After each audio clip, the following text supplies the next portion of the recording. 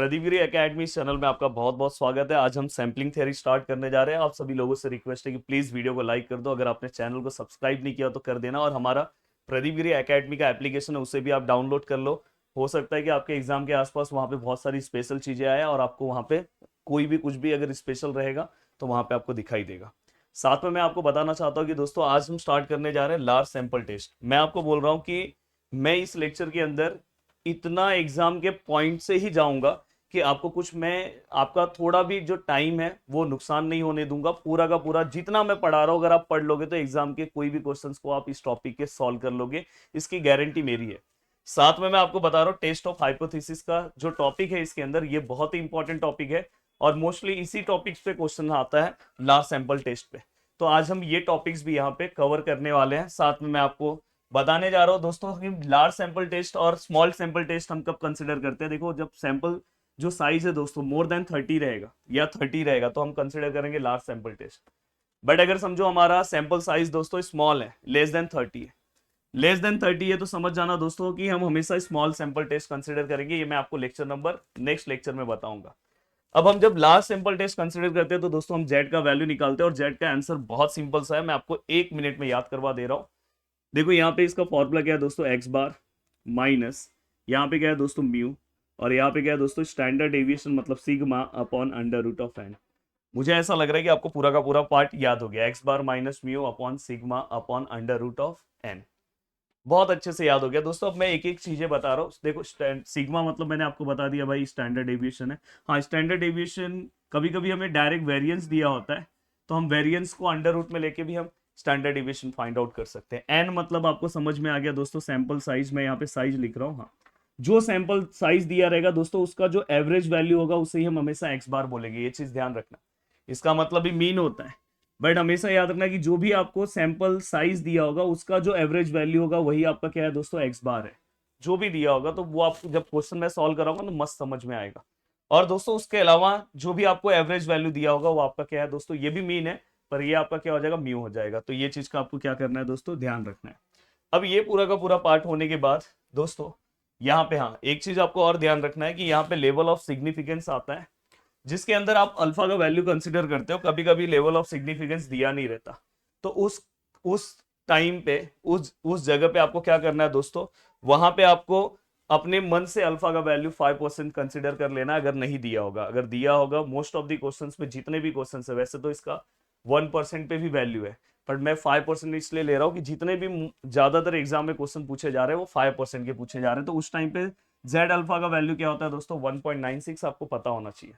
Hypothesis दो base में, दो स्टेप्स में हम सॉल्व करेंगे। एक है नल हाइपोथेसिस और दूसरा अल्टरनेटिव हाइपोथेसिस जिसको हम एच नॉट से डिनोट करेंगे, इसे एच ए से। ये सबसे ज्यादा इंपॉर्टेंट है। अगर ये चीज अगर आप समझ लिए तो आपका हाइपोथेसिस का टेंशन खत्म। अगर जो जेड का वैल्यू है दोस्तों जो हम पीछे निकालेंगे, देखो ये वाला जो हम फॉर्मूले से जो वैल्यूज निकालेंगे, अगर वो value less than Z alpha आया तो हम क्या बोलेंगे, हमारा हाइपोथेसिस कैसा है दोस्तों, एक्सेप्टेड है। अगर ये वाला वैल्यू जेड का जो वैल्यू है दोस्तों ग्रेटर देन जेड अल्फा के वैल्यू से आया, मतलब कि ये वाले वैल्यू से अगर ग्रेटर आया तो आप बोलेंगे रिजेक्टेड है। तो दोस्तों ऐसे केस में चलते हैं अब आगे, वन बाय वन चीजों को सॉल्व करते हैं। अब देखो यहाँ पे ये पूरा का पूरा स्टेप्स है, आप पहले दोनों कंसिडर कर लो, null hypothesis and alternative hypothesis test.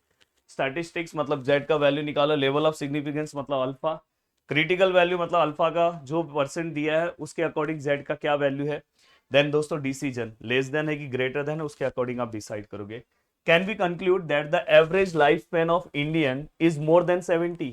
अब देखो यहाँ पे आपको ये एवरेज समझ में आ गया कि ये एवरेज दिया है इज मोर देन 70। अब नहीं समझ में आ रहा कि सर ये क्या दिया, टेंशन मत लो। If random sample of 100 Indian, देखो ये सैंपल दिया है, देखो रैंडम सैंपल ऑफ 100 इंडियन मतलब दोस्तों ये क्या है, एन है। और अगर ये एन है तो उस टाइम पे उस एन से रिलेटेड जो भी हमें एवरेज वैल्यू दिया होगा वो मेरा एक्स बार होगा। तो देखो 100 Indian has average life span 71.8, मतलब ये अपना एक्स बार है 71.8 years with standard aviation of 8.9 years. तो हमें स्टैंडर्ड एविएशन भी दिया है, स्टैंडर्ड एविएशन मतलब सिग्मा 8.9 ईयर्स। और दोस्तों अब जो बचा हुआ वैल्यू है हमें समझ में आ गया कि जो ऊपर वैल्यू बचा है, conclude that the average life span of Indian is more than 70, मतलब ये जो वैल्यू दिया है दोस्तों ये वैल्यू कौन सा हो गया दोस्तों, म्यू। तो आपको इस तरह से अपने क्वेश्चंस में चीजों को समझना है। अब दोस्तों ये हो गया पूरा का पूरा पार्ट। कभी भी अगर कहीं पे भी कंपैरिजन वाली चीज है तो समझ जाना। अब देखो यहाँ पे सैंपल ऑफ 100 दिया है, मतलब मोर देन 30, इसलिए हमने लार्ज सैंपल का, हम यहाँ पे लार्ज सैंपल के अकॉर्डिंग चीजों को सॉल्व करेंगे। अब देखो मैं यहाँ पे सॉल्यूशन ले रहा हूँ।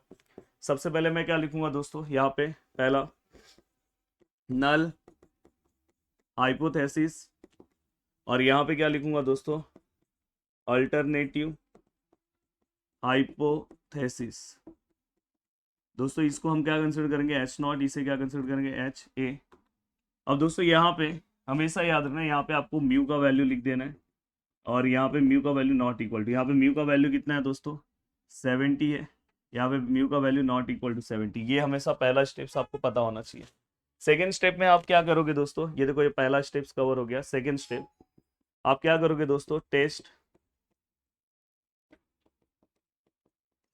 स्टैटिस्टिक्स। तो यहाँ पे क्या करोगे दोस्तों, आप z का वैल्यू निकालोगे, क्या आएगा दोस्तों, x bar minus mu upon, यहाँ पे क्या करोगे दोस्तों, sigma upon under root of n. देखो मैं कितना सिंपल करते जा रहा हूँ, इतने डिफिकल्ट चीजों को बहुत सिंपल वे में आपको दे रहा हूँ।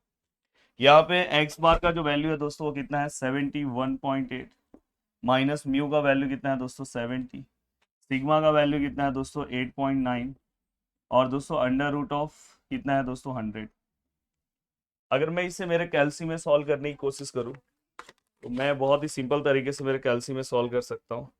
71.8 minus 70 upon 8.9 divide by under root of 100। तो फाइनली दोस्तों यहाँ पे मैंने जब इसे सॉल्व किया तो 2.022 आंसर आया। अगर आप ये स्टेप वाइज नहीं जाओगे तो भी चलेगा, पर अगर आप स्टेप वाइज चीज़ों को सॉल्व कर रहे हो तो बहुत अच्छी बात है। अब देखो दोस्तों ये हो गया। अब ये होने के बाद अगर मैं नेक्स्ट स्टेप पे जाऊँ, step number third. Step number third क्या बोल रहा है दोस्तों,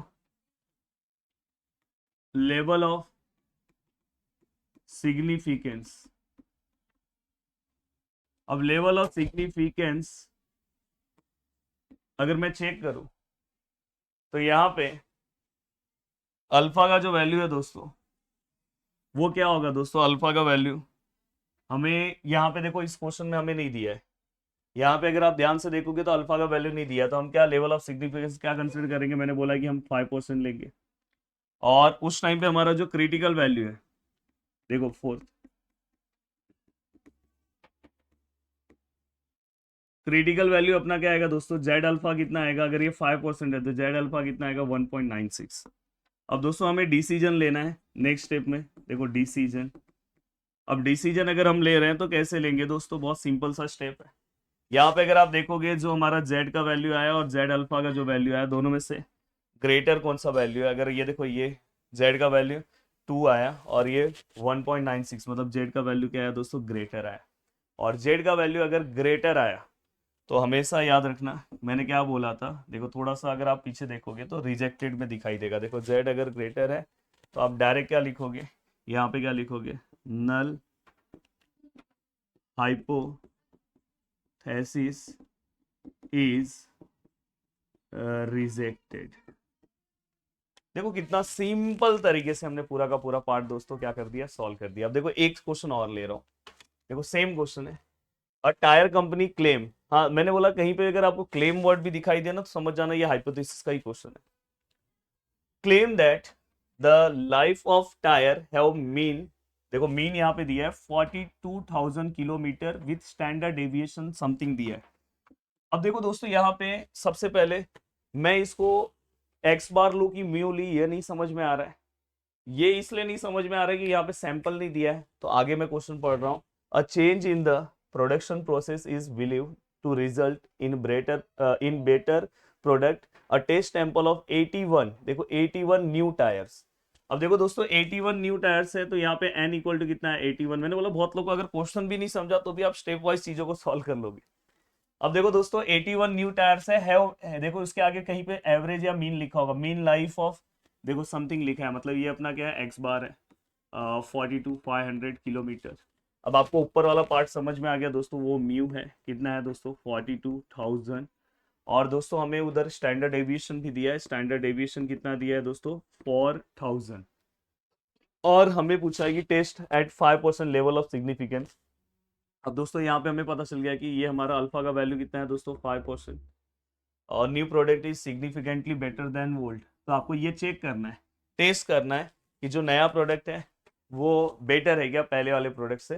तो सेम यही तरीके से हम जाएंगे, कोई दिक्कत नहीं है। देखो मैंने बोला कि मैं ज़्यादा बस आपके एग्जाम पॉइंट से जितनी चीज़ें इंपॉर्टेंट है उसके अकॉर्डिंग ये पूरी की पूरी चीज़ें बताऊंगा, जिससे आप कम टाइम में बहुत अच्छा चीज़ों को एनालाइज कर लोगे। अब देखो दोस्तों यहाँ पे अगर आप ध्यान से अच्छे से चीज़ों को समझने की कोशिश करते हो तो सबसे पहले हम क्या करेंगे दोस्तों, पहला स्टेप अपना क्या आता है, यहाँ पे हम क्या कंसिडर करेंगे, नल हाइपोथेसिस। ये क्या आएगा दोस्तों, एच नॉट। फिर क्या आएगा दोस्तों, नल हाइपोथेसिस के बाद हम सेकेंड पार्ट क्या लेंगे दोस्तों, अल्टरनेटिव हाइपोथेसिस, और ये क्या आएगा, एच ए। अगर मैं सेकेंड पार्ट की ओर जाता हूं तो यहाँ पे हम क्या करेंगे दोस्तों, टेस्ट ऑफ स्टैटिस्टिक्स। अब दोस्तों यहाँ पे हम क्या करेंगे, z which is equal to, formula क्या है, x bar minus mu upon, यहाँ पे क्या आएगा दोस्तों, sigma upon under root of n। कितना है दोस्तों, x बार कितना है 42,500, माइनस म्यू कितना है दोस्तों 42, और सिग्मा कितना है दोस्तों, सिग्मा का वैल्यू स्टैंडर्ड डिवीजन मतलब 4000, और n कितना है दोस्तों 81।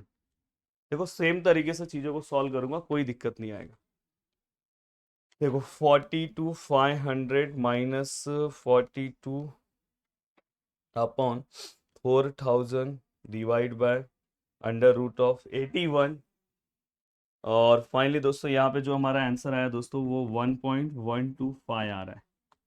अब दोस्तों यहाँ पे नेक्स्ट स्टेप में अगर मैं जाता हूँ, स्टेप नंबर थर्ड, अगर मैं थर्ड स्टेप पे जाता हूँ तो देखो ये स्टेप कवर होने के बाद थर्ड स्टेप मेरा क्या आता है, टेस्ट ऑफ स्टैटिस्टिक्स हो गया।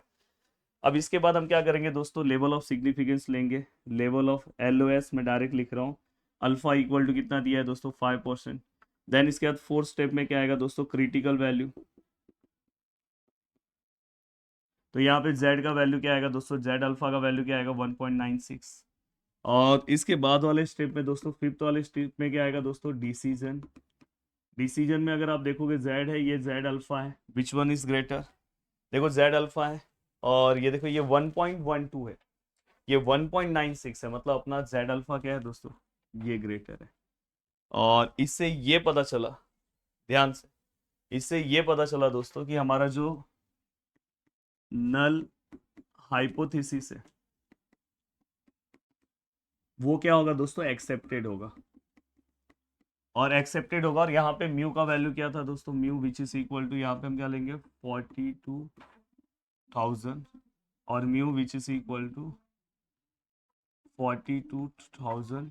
हाँ, तो दोस्तों यहाँ पे हमें ये पता चलेगा कि नल हाइपोथेसिस क्या है दोस्तों, एक्सेप्टेड है। तो देखो ध्यान से, a tyre of company claim that life of the tyre have mean 42 kilometre with standard deviation something something इन्होंने बोला था। A change in the production process is believe to result in better product. उन्होंने बाद में production process को change किया, और उसके बाद उन्होंने अज्यूम किया कि हमारा जो प्रोडक्शन है वो बेटर आएगा पहले कंपैरिजन में। उन्होंने टेस्ट किया, 81 न्यू टायर्स ले लिया, और बाद में उन्होंने अब बोला कि हमारा जो 81 न्यू टायर्स लेने के बाद उनका जो ये आया, यहाँ पे उन्होंने जो मीन लाइफ निकाला दोस्तों, उसका जो लाइफ है दोस्तों वो 42,500 किलोमीटर दिखाया। बट बाद में अगर हमने यहाँ पे चेक किया तो हमें ये पता चला कि 42,500 वाला नहीं है, कौन सा वाला है दोस्तों, देखो नल हाइपोथेसिस एक्सेप्टेड, मतलब कि जो 42,000 किलोमीटर वाला टायर था वही अभी बेटर था। तो मतलब अगर अगर आप ध्यान से देखोगे तो देखो 5% level of significance, new product is significantly better than old. तो कौन सा वाला बेटर है, नल हाइपोथेसिस अगर एक्सेप्ट हुआ है मतलब फर्स्ट वाला प्रोडक्ट क्या है दोस्तों, बेटर है। मतलब 42,000 किलोमीटर वाला जो टायर था जो पहले वाला था वही बेटर है। तो यहाँ पे आप डायरेक्ट लिख सकते हो नो इम्प्रूवमेंट। अगर आपको लिखना है तो आप लिख सकते हो नो इम्प्रूवमेंट, अगर आप करके यहाँ पे लिख सकते हो, मतलब कोई इंप्रूवमेंट नहीं हुआ, जो पहले वाला है वही बेटर है। कोई अगर आपका जितना भी आपने प्रोडक्शन किया उसमें कोई चेंजेस करके भी कुछ मतलब नहीं निकला। तो इनडायरेक्टली ये सम सॉल्व करने का पूरा स्टेज है। अब दोस्तों नेक्स्ट लेक्चर हम लेंगे स्मॉल सैंपल टेस्ट के ऊपर, लार्ज सैंपल टेस्ट के ऊपर इस तरह के क्वेश्चन पूछे जाते हैं, मैंने कंप्लीट करा दिया। उम्मीद कर रहा हूँ कि पूरा का पूरा वीडियो आपको बहुत अच्छा लगा होगा और बहुत अच्छे तरीके से चीजें आपको समझ में आ रही होगी। स्टार्टिंग के भी हमने बहुत सारी चीजों को कवर कर दिया है और आप रेगुलर पढ़ते जा रहे होगे, ये मेरी उम्मीद है। मिलते हैं दोस्तों नेक्स्ट लेक्चर में। बाय बाय, टेक केयर, जय हिंद।